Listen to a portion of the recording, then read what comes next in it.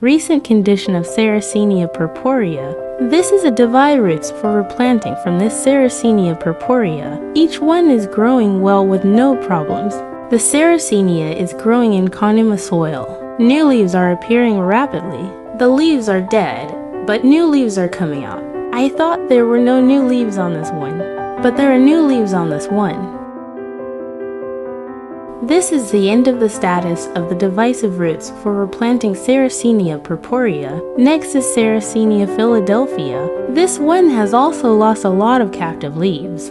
However, new leaves are emerging. Next is Sarracenia purpurea red.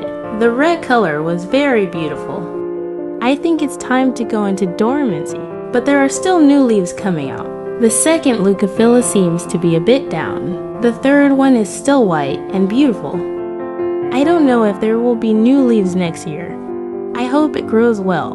Next, how to manage Sarracenia in winter. In winter, it is important to keep them dormant in an environment of O5. If grown in a warm, heated environment, they will grow slowly in winter. It will use up its strength and may die in the spring. Let them go dormant in winter regardless of whether they are outdoors or indoors. This is how I place my Sarracenia. The breezeway looks like this. It looks like there are no gaps here, but there is an opening, and wind is coming in from here. Another method is to store water in a saucer and keep it under control.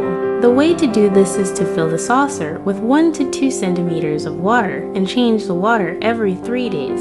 I do not store water in a saucer. The reason is that it is difficult to change the water.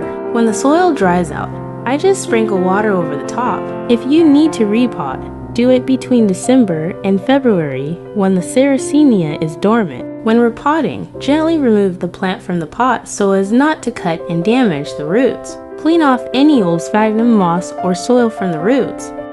For sphagnum moss, wrap the roots in watered sphagnum moss and plant in a pot. To prevent the Sarracenia from moving, fill the gaps with moss as well. I use Carnivorous soil. Put some Carnivorous soil in the pot and put the Sarracenia in the center of the pot. I put Carnivorous soil in the gap and plant the Sarracenia in the center. Pruning of Sarracenia. Prune according to the situation. For example, if the top half of the plant is dead and the bottom part is not dead, the lower part is still photosynthesizing and should not be cut. If you do, cut only the top part that is dead. Always disinfect the plant by roasting it over a fire before cutting it. Cut only the part that is completely dead. If there are too many dead parts like this, pruning is also necessary when there are too many dead parts like this, which inhibit growth. This time, I will use a mixture of 2 parts peat moss and 4 parts Carnivorous soil. Mix the peat moss with water. Divide roots for replanting is successfully completed. Please see the video in the overview section to see how to divide roots for replanting Sarracenia. I will be making a video of the growth of the divisive roots for replanting Sarracenia in the future. Please subscribe to my channel so that I don't forget. If you like this video, please give me a high rating. For more Sarracenia related videos, please click here. Thank you for watching.